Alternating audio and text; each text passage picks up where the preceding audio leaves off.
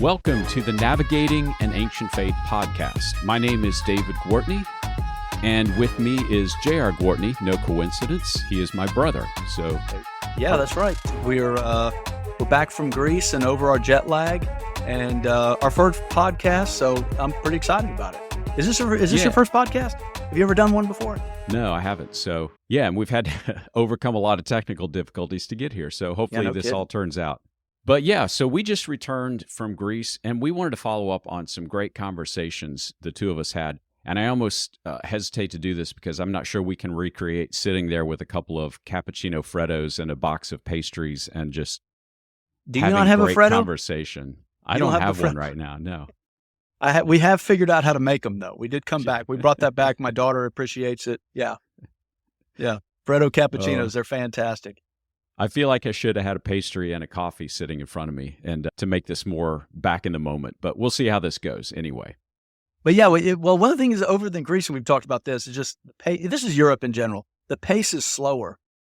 And there's, we talked about how nobody ever came and brought us a bill for our food. Like, hey, you just pay this when you're ready. When, they didn't care. You'd sit there for 2 hours and then eventually you have to get them to say, hey, we're ready to pay and leave. And so anyway, it led to a lot of good conversations. Yeah. So we had a good time with it. What was your favorite part, do you think? Maybe not the favorite conversation, but the favorite, just the favorite part of the trip in general. I'm torn between Philippi and Delphi and Meteora. I would say those three. You narrowed it down to about 3/4 of our trip. So Athens doesn't win. Is that it? Yeah. Well, Athens is always interesting, but as all the locals always say, go see Athens for a day and then get out of town. So, yeah, that's right. And we've been there before. How about you? Yeah. It's got to be Meteora. It was just it never got old. It's sort of like that whole Grand Canyon view where you wake up, you're blown away, and then the next day you go back and you're blown away equally as, every time I saw it, I was thinking, this is unbelievable. And we were there for 3 days basically? Yeah. Well, we left the third day, but yeah, every time, the third day we woke up, it never got old. I never got used to it. It was just kind of incredible. Yeah. Every sunset, every sunrise, it was so crazy. And I love how stuff is built. And so just the idea of how in the world did they build those monasteries on top of those rocks? It's just, I couldn't get over that. Yeah. Meteora was amazing. Meteora was hard to beat. And it's one of those places that I never really heard about before we started looking into this trip and I've told several people that have gone to Greece and I've said, man, go to Meteora. Or I tell them to Google it. I don't say anything about it. I'm like, Google image Meteora. And if you're listening to this, go ahead and Google image Meteora. And that's it. That's all you need. Lord of the Rings, castle looking stuff. It's absolutely amazing. They look like Photoshops, but no, I assure you they're real. And it is crazier in person than it is in even Google Images. If you look at Google Images and go, that's crazy, there's no way. Like, it's crazier in real life. So yeah, that's right. Yeah, it was incredible. Well, so Meteora was a good point to start because one of the themes of our trip that we got into a conversation about, especially after we had been to Athens and Corinth and Delphi and Meteora, was this idea of the Ascent. And we recorded a video at Meteora talking about the Ascent, but we wanted to follow up with that because it just kept coming up in our trip, and we just kept seeing it over and over again.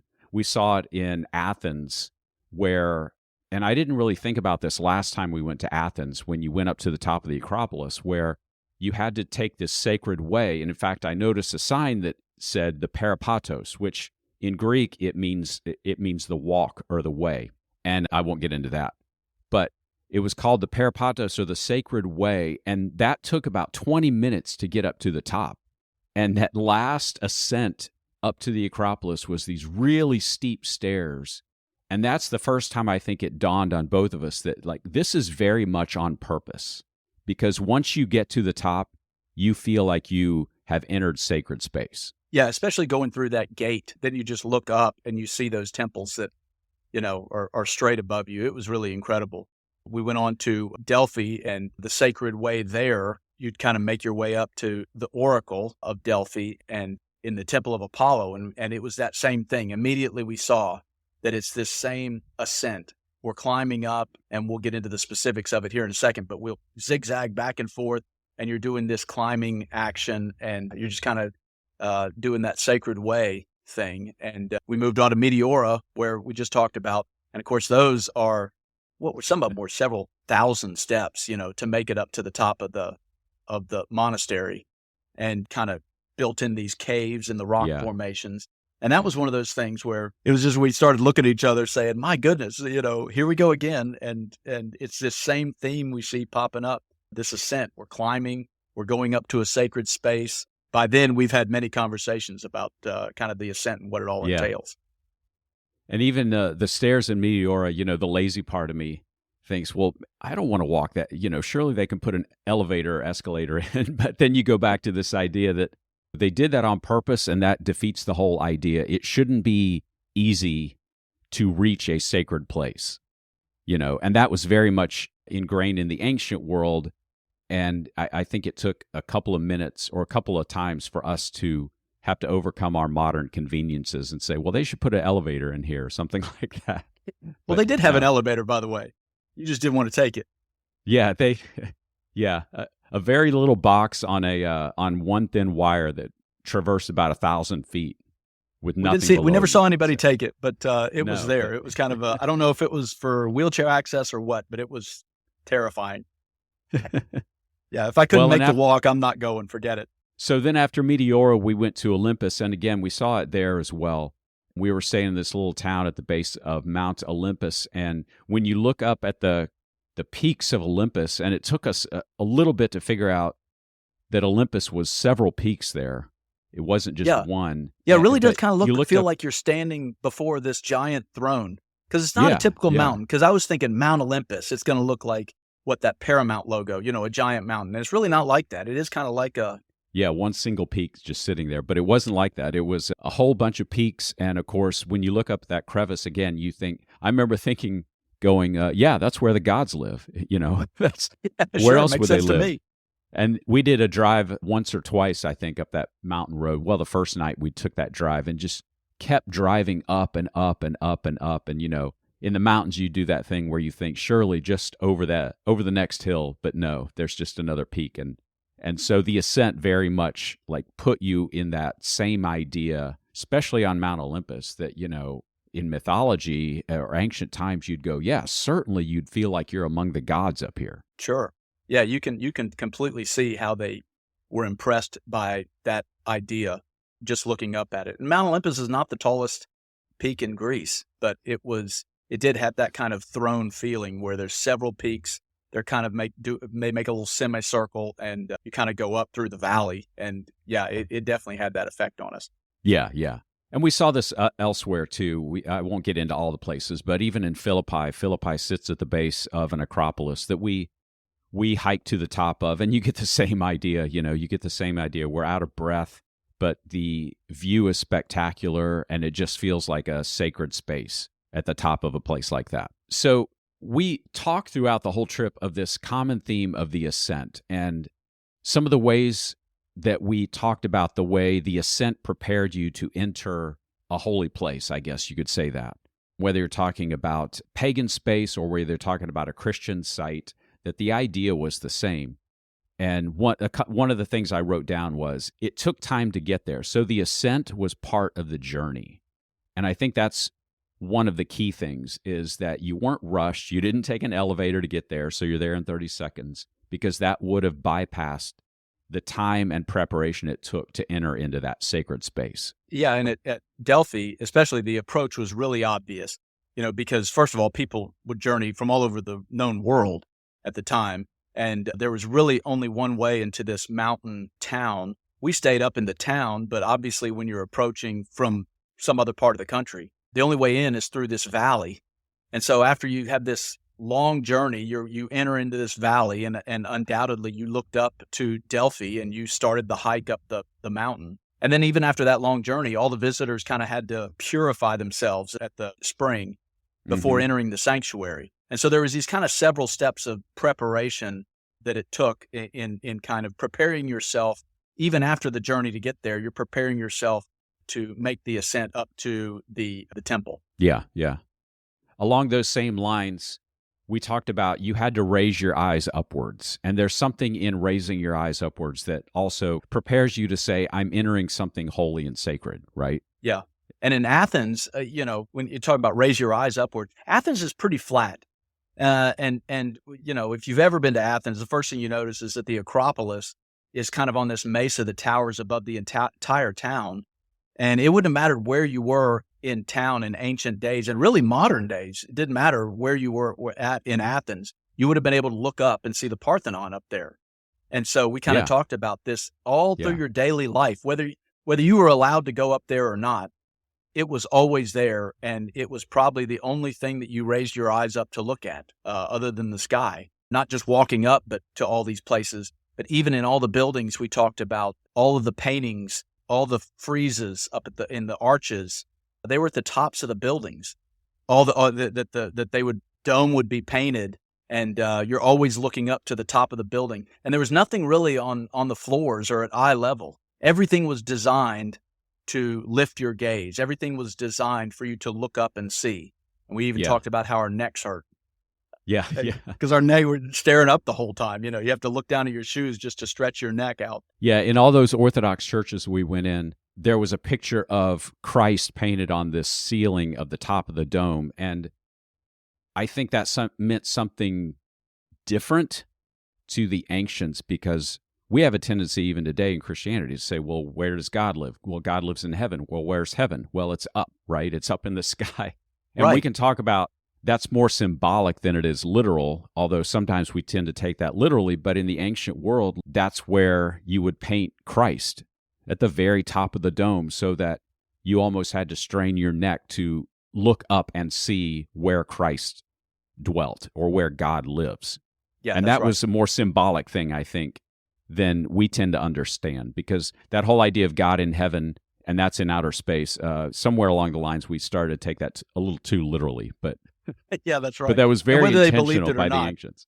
Yeah. And they certainly painted it that way. They're all the domes of their temples. It was at the highest point was always God and Christ on, Christ and Mary on either side. And that was the way that it was designed. Sure. Yeah. And then I think at Delphi too, it was pretty obvious, and you talked about this, how if you walk the sacred way up to the Temple of Apollo in Delphi, where the oracle was at, you were walking by constant reminders of who had gone before you, right? The battles that had been won, the philosophers. So we saw this too when we went into the Orthodox churches, and it was a bit startling when you first walked in if you're not used to it. But you would walk in, and some of the churches there, the very entranceway was, I think it's called a martyrium or something. Forgive me, I probably butchered that word. But it was the idea that there were all these images of martyrs who had gone before you. And I mean, our first reaction when we walked in was, hey, look, there's a guy getting eaten by a lion and, stabbed with swords. And we're like, what is this horror show we just walked It took into? us a minute, but we figured it out pretty much. And then, kind of morbidly, we were saying, oh, look, this guy's getting boiled and this guy's getting, dismembered. I do remember saying as a kid, though, that would have been awesome. Oh, yeah. Every middle school kid, that's got to be their favorite room. But the idea is the same, I think, which is you enter into the space and you're reminded immediately of who's gone before you, right? Yeah. Part of the journey was a reminder of the past. Yeah. And we saw that in Delphi that you talked about. And then finally, I think reaching the summit, every time we reach the summit, we're a bit out of breath, but there's something to that as well. I'll get to this later, but sometimes before my morning time of prayer, I'll exercise because there's something about exercise, you're out of breath, it just clears your head, right? Yeah. And it was that same thing. In leaving behind the daily and the mundane was another part of that, of having to ascend because you're rising above the daily and the mundane. Yeah. And when we reached the top, I mean, the first thing we always did is we turned around to take in the scenery, right? I mean, and to see how far we've come and to contrast where we are now from where we started. And lots of times we had plenty of times where we look down and we see our car or the parking lot we started from. And we're like, man, look down there. Can you believe we came that far? And it was kind of interesting that played into this whole idea of ascending. And I think there's something about taking in that view Well, that probably makes you feel a couple things. First of all, it makes you feel small. Is when you're standing there in this mountain view, way high up on the Acropolis or wherever, and it makes you feel small. But the other thing we talked about that I thought was interesting is that it was sort of a call to live in that moment. And we talked about how pointless it was. Of course, we're taking our phones out and taking pictures, right? But then after 2 or 3 pictures, we immediately said, I don't even know why we're taking pictures, because it's not going to capture what we're seeing. It's missing the scope and enormity of it all. And we even discussed that it's probably another whole discussion that I think was interesting, that when we try to capture that moment, we seem to actually lose a little bit of it. And so we didn't do a whole lot of that. Of course, the first thing we're going to do is take a few pictures and say, oh my goodness, but then we'd look at it on our phones later and it's like, yeah, this doesn't do any justice to what we saw. But, and when you try to capture that moment, what we learned is just to stop trying to take pictures, just take it in, live in that moment, and stop trying to capture it, because it can't be captured. Yeah. And we talked about that somehow. In a sacred space like that, I don't think you're meant to try and capture that for other people, because I guess even we talk about that, because what you can't capture for other people in pictures or even video is the whole process it took to get there. And that's the journey, right? And that's what you that's can't exactly replicate. Right. Sure. So we talked about a lot of this, and it's on, if you listen to part 1 of this, you heard our initial thoughts. We recorded that in Meteora. And if not, I would encourage you to go back and listen to part 1. But we wanted to take this a little step further, and because I was talking about an experience that I had in the mountains, and every fall I try to go up, rent a cabin for a week in the mountains, and I found this one cabin that I really like, and I kind of have this ritual when I get there, is the cabin is at the top of a road about halfway up the mountain. There's a road that continues on, but there's no other cabins up there. There's a clearing at the very top where they could build a cabin one day, but essentially you're the last cabin on the block. So when I got there, I started to have this experience where I like to take the 10-minute walk up that empty road up to the top and just spend some time, maybe take a journal up there, prayer, journaling, thinking about what I want to get out of the week. And it's become kind of a habit or ritual for me now. But that's the first time I saw this pattern, because I'll share this and then we can talk about the steps in this pattern that I've been talking about, is that when I get about 100 yards up that road, my phone loses connection with the cabin internet. And there was something symbolic to me about that, is it's like, okay, now I have truly lost contact with the world below, right? It's just me and the Ascent. And so I started playing around with that idea. There's a verse, Psalm 43:3, that I really like that kind of captures this, where the psalmist says, send out your light and your truth, that they may lead me and bring me to your holy hill and to your dwelling place. And when I hear that idea of the holy hill, lead me to your holy hill, I think about walking up that abandoned road with nothing but an empty lot at the top, because I'm leaving the cabin, I'm losing connection with the world below me, and I'm going up there with an expectation for the whole week about what's going to happen, right? That was the experience that I have every time I go to the cabin, and I started to write down some of these patterns. And so I came up with 4 words, the Ascent as being one of them. But the first one is intent. The second one is ascent. The third is consent. And then the fourth is descent. And to me, it became a pattern in prayer. And then I saw it when we went to Greece as well. So I thought we could spend a couple minutes just talking about each one of these and what we mean when we say that, right? Yeah, I love this when you told the 4 stages to me, because I could tell you were a pastor. That had to be proud of all those words. When the 4th word came, they all to rhymed. you, you're like, I love it. They all rhyme. Yeah, this is perfect. Yeah, there's something, I don't know what passage in Scripture says, that if you come up with some spiritual idea and then get it to rhyme, it becomes even more spiritual. So. Yeah, that's right. Sure it does. That's right. Everybody knows that. Everyone, that's a given. Everyone knows that.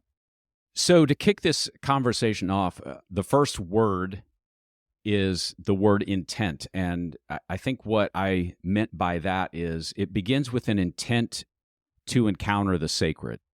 And it sounds like a no-brainer or maybe the obvious step, and yet there's the intentionality of saying, I'm going to take this journey, I'm going to prepare myself, and I'm going to enter into the sacred.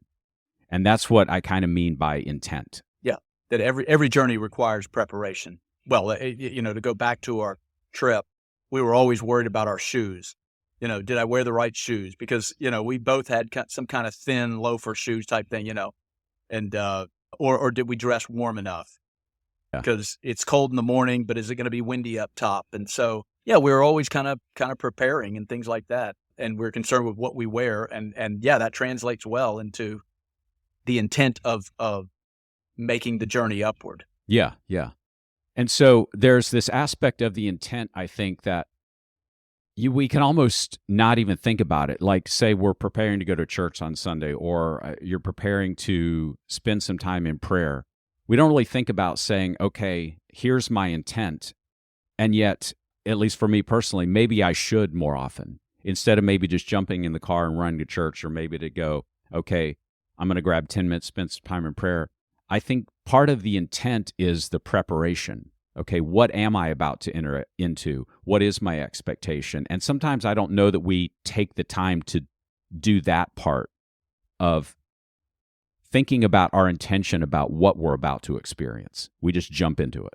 Yeah, and I thought about this the other day, that when we were kids, I don't know if you remember, when we were kids, we were never allowed to watch TV on Sunday mornings. Oh, yeah. And it was sort of like we'd get up and, any other morning we get up and we're watching cartoons or whatever it is. But Sunday mornings, it was absolutely no. And it was funny because what that was mom and dad saying, no, there's something special about Sundays. And it's not, it's not obviously there's something wrong with TV on Sundays or something like that. It's just the idea that, no, we're about to go to church. And yeah, we're not going to leave for another 15, 20, 30 minutes. But now's not the time to get your mind muddled up with cartoons or whatever you want to watch on TV. Now's the time to just kind of start preparing. And obviously that's probably hard with 4 young boys to do that. But where they did have that habit. And it's funny because after probably just a couple times of asking, or us being told to turn the TV off, we just stopped asking, and it became a habit.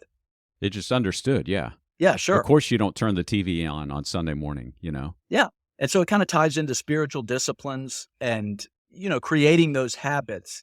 Yeah, I've got a question about intent, because we all know that habits are important. And we talk about things like spiritual discipline and things like that. But when something becomes a habit, a lot of times it's no longer intentional. And so the question is, how does somebody keep intentionality within habits and spiritual disciplines? How do you make your habits intentional? Because there's a tendency for habits to be unintentional. Does that make sense? Yeah, yeah. And so I think I would say there's a difference. There's a constant tension between, I'll use 2 different words, something becoming routine and something being a ritual. A ritual can become routine when I don't even think about what I'm doing anymore, right? Right. And this is a common challenge within lots of religious tradition. Traditions are important, but only if they point us back to intentionality, right? Right. And part of our role in a spiritual discipline or a ritual is to keep the intention there, to keep the reminder. Not going to do it perfectly, but it keeps it from just becoming a routine. Routine is, I get up in the morning and I make my coffee and I don't even think about how I'm doing it because I just automatically do it, right? Right. And that can be a good thing because it saves me brain power when my brain isn't awake yet, right? Right. It's almost just this automatic thing that I go through. But we don't want to do that in spiritual disciplines. I guess in some aspect you could argue that it might be good as well. But you don't want you don't want to relegate a spiritual discipline, a prayer time, a sacred experience. You don't want to relegate that to your subconscious or just to kind of a back-end processing thing to where I'm going to experience this, but I'm not really going to be present, right? And to me, that's the difference. That's the difference. Yeah, that makes sense. I think you could say it's a good point, because I think you could say intent is to say I'm going to do this, but I'm going to intentionally not let it fall to the background. It's not just going to be like a background program running. I'm going to pay attention to what I'm about to do. Right, right. And I think to get back to intentionality, maybe one of the things we can do is look at our habits on Sunday mornings or whenever. Look at our habits and ask yourself, why do we do that? Sort of like to go back to the television thing. That was just a complete habit when I was a kid. And it took me several years to look back and say, oh, that's what was going on with that, is that they were trying to get me to prepare myself for worship or for church or those types of things. And we can do that with lots of habits that we kind of get stuck on and that they become unconscious. But I do think that they can remind us, if we pay attention to them, they can remind us to be intentional and they can point us back to that intent that we start the journey with. Yeah. Yeah. I suppose if you walked up those stairs at the monastery enough times, I suppose it could become routine, although from our experience, I don't know how it could, but I suppose it could if you did it, every day, day in, day out, to where you're not even thinking about it. You're just kind of walking up the stairs and, okay, finally I'm here. And I think you can do that, or your prayer time, going to church, entering into worship, anything like that. If you do it enough, there's always the risk that it becomes just a routine. And when it becomes routine, you don't even think about it anymore. You just do it. Yeah. Yeah, that's right. But get back to intentionality with it. Yeah. And another way I saw this intentionality, as I was thinking, you and I have both been to Jerusalem, and of course in Jerusalem, and you see this in the Old Testament, the New Testament, is we saw these mikvotes, or these ceremonial baths, where before you entered into the temple, right, you would have to immerse yourself into this and cleanse yourself. Mm-hmm. And there was kind of this ceremonially rinsing, cleansing yourself, purifying yourself. We saw this in Delphi, and you already mentioned that sacred spring, that before you made your way up to the Temple of Apollo, you had to bathe in the sacred spring, right? Right. And it's not that it was, you were probably dirty if you were traveling, but it's not that, okay, you were going to scrub yourself clean. I think it was more just symbolic, like, I'm going to rinse all the traveling off of me and feel awake, right? Because the spring was probably not warm. Yeah. I was going to feel awake and ready and prepared, and it was more a symbolic washing and cleansing. And I thought about that too, that I think that's part of intent of, before I enter into prayer time, before I go to sacred time, whether that's, church or some other event, worship, like, what do I need to, if nothing more than symbolically, cleanse myself of, right? Yeah. So anyway, those are some of the ideas around the intent, but we begin with intent. We are going to be intentional about what it is we're about to enter into. I think that's the idea behind intent. So the second step in this is ascent. And we've already talked about the ascent, but to me, the illustration that best symbolizes the ascent to me is what I had mentioned at the cabin, is the ascent is where we lose contact with the world below, right? And at the cabin, it's about 50 yards, 100 yards up the trail when all of a sudden there's no more cell phone service and I lose internet connection. And that, that's a bit of an illustration of saying, okay, you're losing contact with the world below now. Now it's just you and the divine, right? Yeah. And so we talked a lot about ascent, but I think that's what the ascent is. We rise above the mundane. We leave the world below because we're going somewhere sacred. Yeah, and we're moving towards the ideal, I think. Also, we're voyaging upwards toward the ideal. And kind of the important thing to remember about the ideal is that the ideal always demands something from us. Right. And so anytime you see something, it doesn't matter whether it's an athlete or a musician, anytime you see the ideal, it demands something of you. And part of the ascent is the journey toward the ideal. And yeah, that makes sense on leaving part of myself behind, and certainly leaving the world behind and moving toward something sacred. Yeah, that's right. Yeah. And I think we can move on from the Ascent because, again, we've talked about this in the second podcast now. So we have the intent, we make the Ascent, and then, when I reach the top of that, into that road with that platform, I'm entering into sacred space. And so the third word is consent. And I guess what I mean by consent is when we encounter the sacred, we surrender our own agenda. It's not about what I want to experience. I'm consenting to whatever happens in that moment, right? Yeah. That's the idea of consent. Well, losing yourself, it's sort of that mountaintop living in that moment that I talked about. Part of it is losing yourself, embracing your smallness. And, I think you mentioned this in the first video that even kings had to lower themselves to talk and speak with the oracle at Delphi. And part of that is that consent of it's not about me, it's about the ideal. And of course, when we're talking about worship and we're talking about spirituality, we're talking about consenting to what God wants in our lives. I don't know. If you grew up in church, you kind of always have that idea of, well, yeah, if God asked me to do something, sure, I'll do it, But I don't think we really understand the process it takes to get to that point. And this ties into this whole idea of the ascent. And there's a process to get to that point. And once we get to that point, then you let yourself go because your goal is to connect with what that higher thing calls of you. I'm trying to be vague here to tie into what we saw and experienced. Even in pagan religions, they had this same pattern that kept emerging. But it's that idea, I think of consent, of losing myself. What I want doesn't matter anymore. And I'm acknowledging that I'm submitting to the experience that I'm trying to reach. Yeah. What was fascinating about Delphi, I think, was, and I'm reading when I came back from the trip, I started reading a book, and you see this even more in the book and the accounts, the ancient accounts of people who encountered the oracle at Delphi. There was no sense of, I'm going to go get the oracle's blessing for this military campaign. There was none of that. That's your own agenda, right?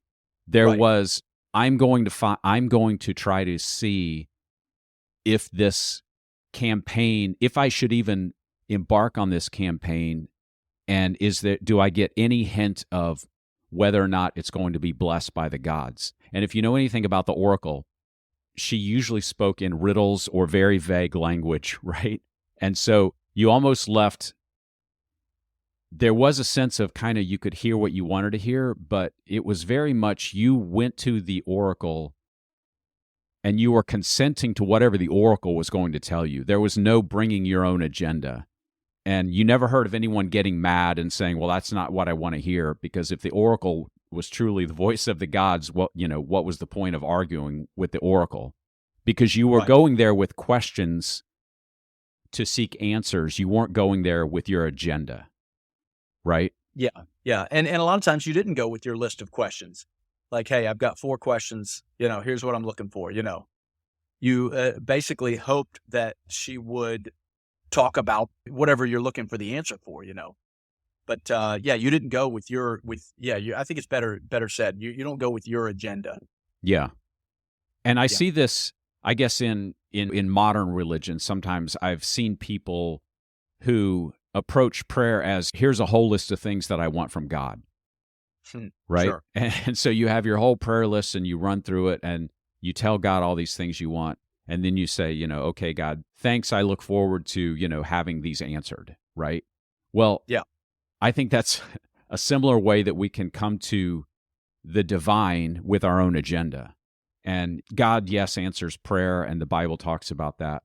But the older I get, I guess, the more I'm learning to come to prayer with no agenda at all, and just try to experience what unfolds, and certainly have requests that I still bring to God in prayer and things like that. But probably when I was younger, I was guilty of having a list of 10 things that I really wanted to do in prayer.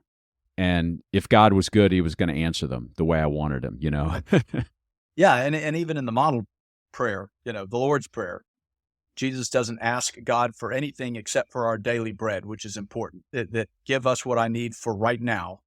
Otherwise, thy will be done, and show me where you're working. Show me what your will is so I can join you in that. That's right. Yeah, yeah.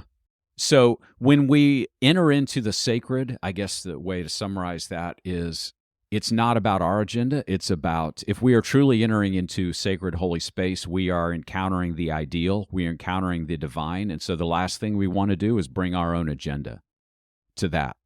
Now, Yeah, I think that's right. the divine invites us to bring some of our cares. That's for sure. But really, it's about what I'm going to experience with God in that moment. And I think that's kind of the way to summarize consent. Then when we've been in that sacred space, we've consented to whatever the holy, the divine that God wants us to experience. The last one is descent. And of course, we had a whole conversation about this near the end of our trip, because we talk about the ascent, but the ascent always means that you have to descend, right? You have to go Right. back to your normal life. And sometimes that can be hard as well. But the whole purpose of the ascent, of going to a holy place, is to descend back to your normal life, somehow a little bit changed, right? That's the Right. goal. That's the goal. Yeah. And it reminded me of just coming home from like any great trip like this one, that I come back and I talk to everyone, especially in the first, I'd say 3 or 4 days. Anybody that says, "Hey, I heard you went to Greece. How was it?" Well, they're in for an earful, because I'm gonna rattle on, and I'm gonna tell them exactly everything that I wanted, that we experienced, because it's so fresh in your mind, and I'm probably talking a little fast. And this is why, if people ever start getting out their phones and start showing you pictures, you're in trouble, because you're stuck there for a while. But that's kind of what it does, is when I'm home, but I still have that part of me that's there, and I'm still excited about it. I kind of likened it to sort of the church camp experience that many of us went through as kids. You'd go to church camp and you'd wake up and you'd go to some worship service, and then you'd play games all day, and then you'd go to an evening worship service. And it was that every day for like a week. And you're on what, we all call it the camp high. And Yeah. so you go to camp and you're in this high, and it seems like they all know, all the people that run these camps, they know, now listen, you're going to go home on the camp high, but don't go back to your regular life the same. And so I guess another question would be, is can you maintain that high from the spiritual experience? And are we even supposed to? Maybe that's the question. Are we supposed to maintain that high? Because a lot of us feel like we are.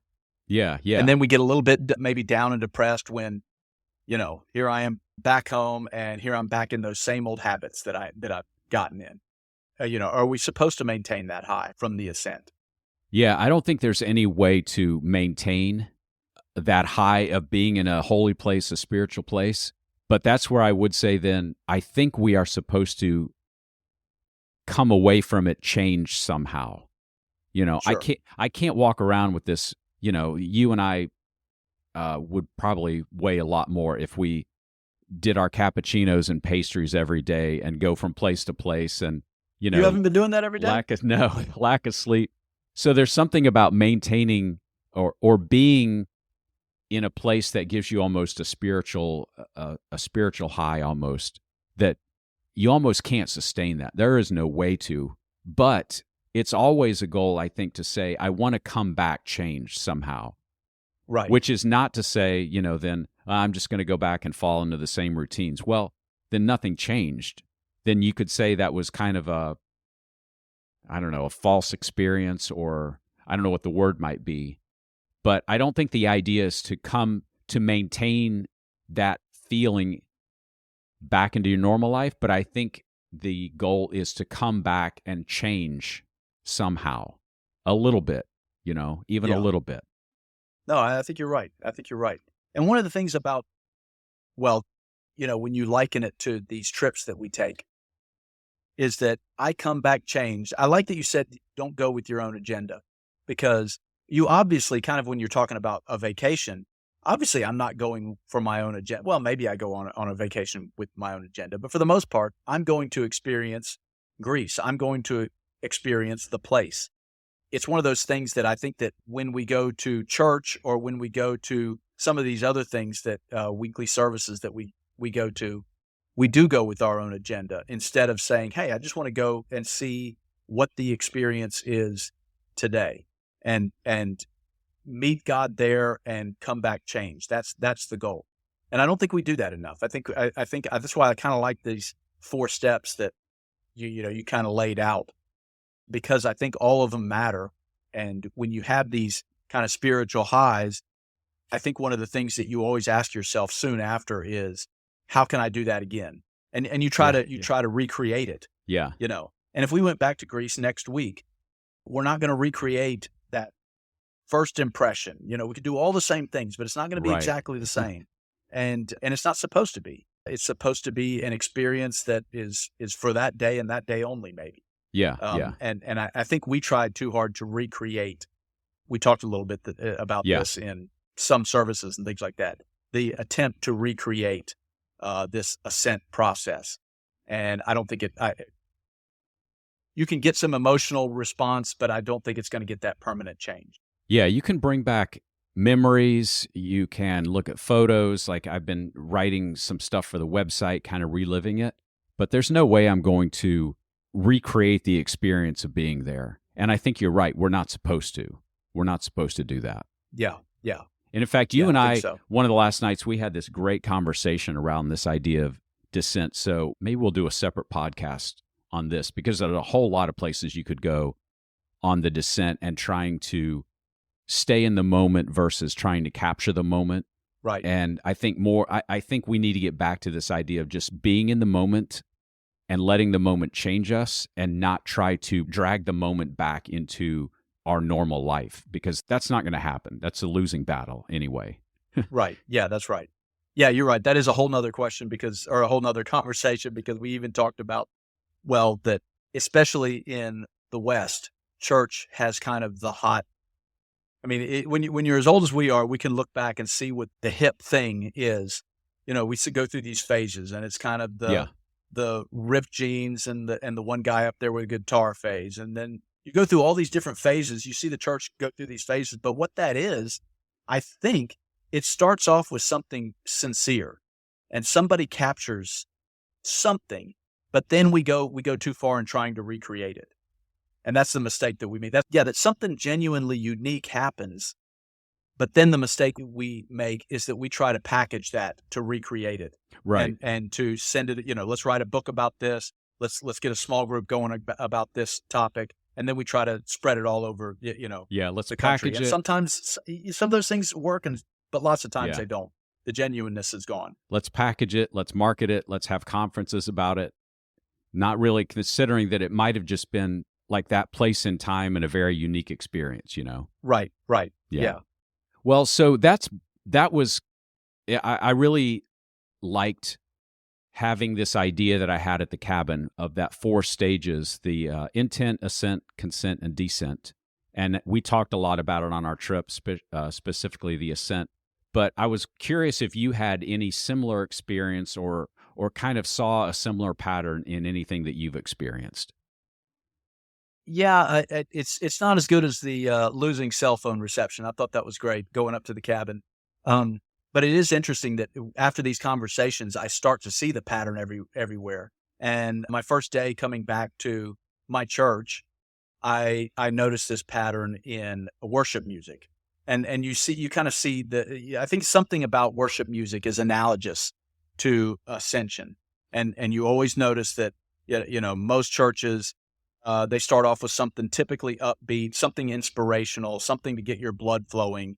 And it kind of gets you to moving and clapping type thing.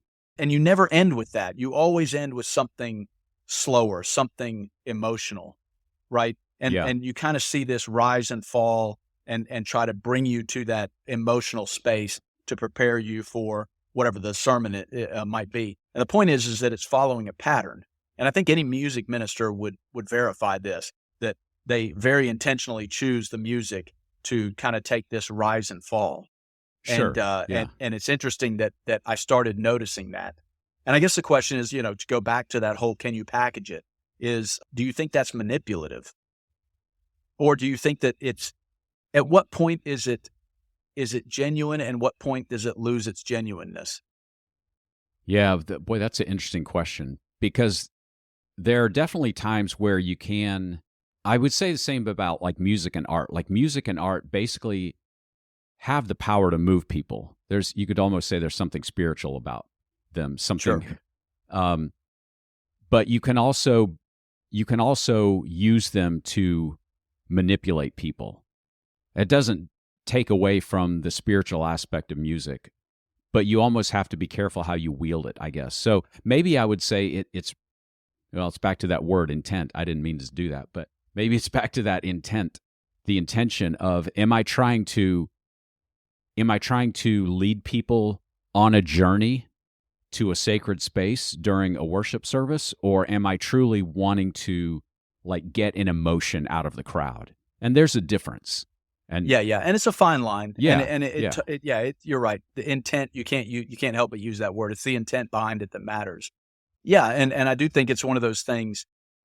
It kind of ties into maybe the conversation we had about of the symbols that we kept seeing of the Eastern, mainly Orthodox, the Eastern Orthodox practices. We kept seeing these symbolic element, and we kept saying that we're missing in the West. That Protestant religions in the West seem to be missing the symbolic element that we saw so much of in the Orthodox practices of the East. Yeah. And Yeah. I mean, listen, it's also worth noting that you can also have hollow symbology without any solid doctrine behind it and things like that. But we consistently kept seeing this amazing symbology that me and you kept saying, man, I feel like this is missing from the West. But then Yeah. when I came back, I wonder if somebody maybe from the Eastern Orthodox or Russian Orthodox or wherever might come into ours and say, man, we're missing this amazing worship music, and I never realized how it prepared us. So our symbology is a little bit more on the musical side of it, and Yeah. their symbology is a lot more on the painted arches, the icons, yeah.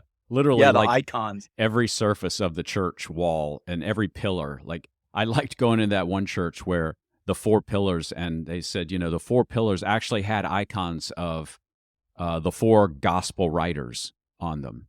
Yeah, And so that even was the neat. 4 pillars represented the gospel, the New Right. Testament gospels, and it seemed like there wasn't an item in the church that didn't represent something, which, Right. that again, go back to that idea of ritual versus routine. But, there's something very cool about, you just saw that symbolism everywhere, everything you touched, everywhere you looked, it meant something. Yeah, and I think the intent behind it is genuine. That it's just it's capturing a pattern that we see everywhere, and they practice it a little bit differently, but yeah, it's the trying to capture that pattern in order to prepare us to get to that point of consent that we're all really wanting to capture. We all want to go there. Yeah. But it seems elusive, and a lot of the time it's because we maybe haven't prepared, or we haven't, or we just go through the habits without thinking about the intent behind it. Yeah. Yeah. That's probably a good place to wrap things up, but I did want to give each of us a chance to share our closing thoughts. I don't know if you want to start. Yeah, I think that what I kept seeing was the pattern that I kept seeing it over and over. And when you see that pattern in something like going up to a pagan temple in the case of Delphi, and then seeing it walking up to the monastery, or seeing it walking up to the Temple Mount in Athens, when you see this pattern, you start to realize it's not coincidence that there's a pattern to coming into contact with the sacred. Yeah. And that's what I kind of got out of this whole conversation, and what I got about out of the whole trip of what was happening over and over is recognize the pattern. And there's nothing wrong with the pattern.